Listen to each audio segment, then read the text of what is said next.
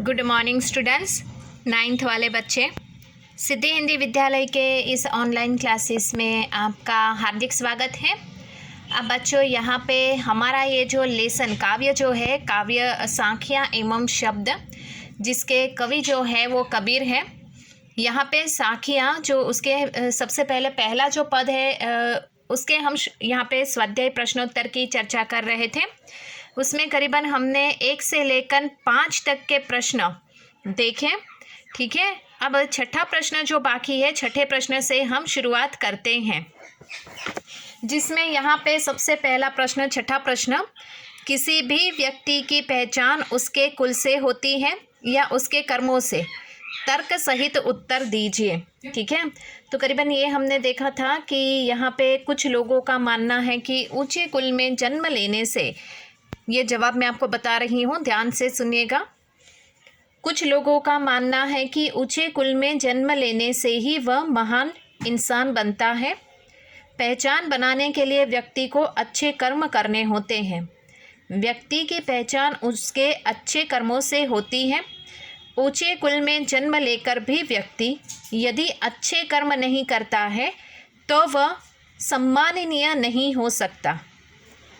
इसके विपरीत छोटे या नीचे कुल में भी जन्म लेकर व्यक्ति यदि अच्छे कर्म करता है तो सम्मानीय बन जाता है, ठीक है। ये आपको छठे प्रश्न के उत्तर में लिखना है। वापस दोहरा रही हूँ, ध्यान से सुनिएगा। छठे प्रश्न का उत्तर है, कुछ लोगों का मानना है कि ऊंचे कुल में जन्म लेने से ही वह महान नहीं बन जाता। पहचान बनाने के लिए व्यक्ति को अच्छे कर्म करने होते हैं। व्यक्ति की पहचान उसके अच्छे कर्मों से होती है। ऊंचे कुल में जन्म लेकर भी व्यक्ति यदि अच्छे कर्म नहीं करता है तो वह सम्माननीय नहीं हो सकता। इसके विपरीत छोटे या नीचे कुल में भी जन्म लेकर व्यक्ति यदि अच्छे कर्म करता है तो वो सम्माननीय बन जाता है। यहाँ पे बच्चों छठे प्रश्न हमने देखा। अब सातवां प्रश्न, काव्य सौंदर्य स्पष्ट कीजिए। आपको क्या करना है, यहाँ पे काव्य सौंदर्य स्पष्ट कीजिए। तो संदर्भ व्याख्या जैसा है, आप यहाँ पे लिख के ही आए हो। 8वीं में थोड़ा बहुत आपको उसकी जानकारी होगी। संदर्भ सबसे पहले ऐसा लिखूँ, उसमें उपरोक्त काव्य पंक्ति, जैसे कि यहाँ पे काव्य पंक्ति दी गई है ना, हस्ती चढ़िए ज्ञान की सहज दुलीचा डारी, स्वान रूप संसार है। ये जो काव्य पंक्ति है बच्चों, तो उसको लिखने का तरीका कैसे होता है वो मैं आपको बताती हूँ। इसमें सबसे पहले संदर्भ लिखना है, हेडिंग लगा के संदर्भ लिखना। फिर उसमें लिखना कि प्रस्तुत उपरोक्त काव्य पंक्तियाँ सांख्या एवं शब्द में से ली गई है, जिसके रचयिता है कबीर। कबीर ने यहाँ पे भक्त और प्रभु के जो सामाजिक स्वरूप हैं, उनका जो रिश्ता है, उसके ऊपर प्रकाश डाला है। ज्ञान रूपी इंसान की बात उन्होंने यहाँ पे कही है, ऐसा संदर्भ में लिखना। उसके बाद विशेषता व्याख्या, दूसरे नंबर पे व्याख्या का हेडिंग लगाना। फिर उसमें लिखना, कबीर यहाँ कहते हैं कि ज्ञान का महत्व प्रतिपादित करते हुए बताते हैं, मनुष्य को ज्ञान रूपी हाथी की सवारी सहजता रूपी गालीचा डालकर करनी चाहिए। ऐसा करते हुए यदि कुत्ता रूपी संसार उसकी आलोचना करता है तो उसको उसकी परवाह नहीं करनी चाहिए। अर्थात मनुष्य को ज्ञान प्राप्त करना चाहिए। समझ में आया? यहाँ पे आपने इतना लिखा। उसके बाद जैसे कि संदर्भ में मैंने आपको बताया कि उपरोक्त प्रस्तुत काव्य पंक्तियाँ सांख्या एवं शब्द में से ली गई है, जिसके कवि हैं कबीर, जिन्होंने यहाँ पे ईश्वर और प्रभु के रिश्ते के बारे में बताया है। इतना ही नहीं, ज्ञानी इंसान के व्यवहार के बारे में बताया है। फिर हेडिंग लगाना, एक लाइन छोड़ के व्याख्या लिखना। फिर उसमें लिखना कि प्रस्तुत काव्य पंक्ति के माध्यम से कबीर हमें कहते हैं कि मनुष्य को ज्ञान रूपी हाथी के ऊपर गालीचा के ऊपर बैठकर सवारी करता है।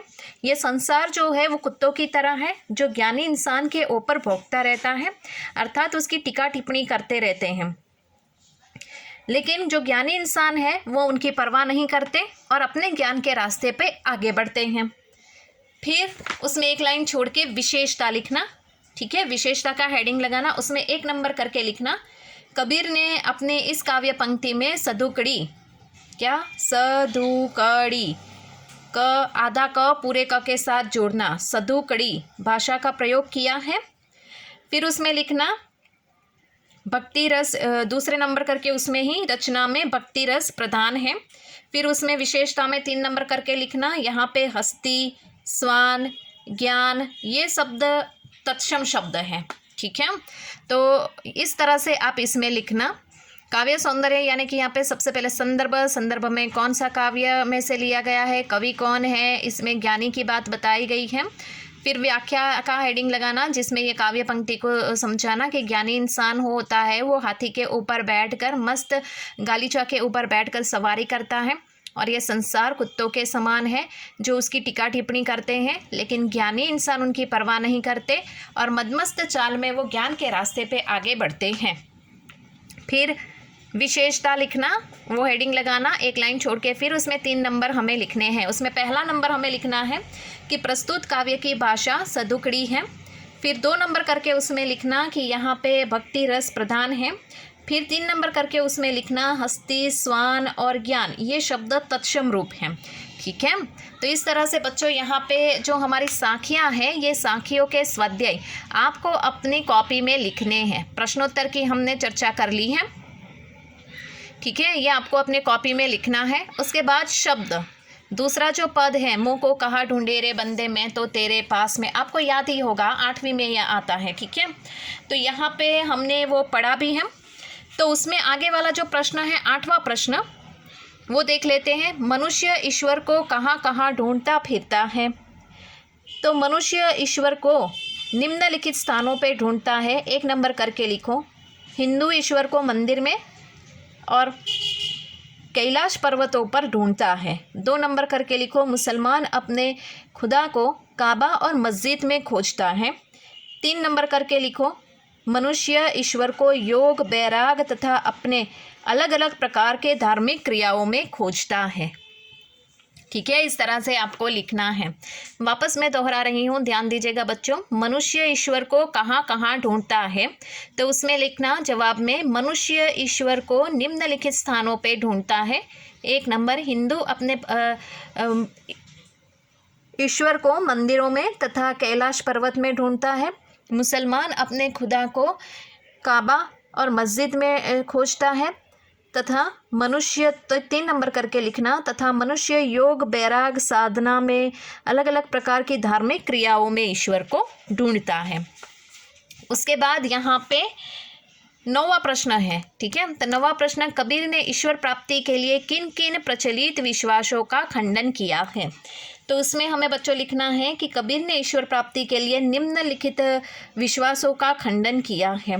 उसमें वापस 1 नंबर करके लिखो, मनुष्य मंदिर मस्जिद में पूजा अर्चना करके नमाज पढ़ के ईश्वर को प्राप्त करना चाहता है, किंतु इससे ईश्वर की प्राप्ति नहीं होती है।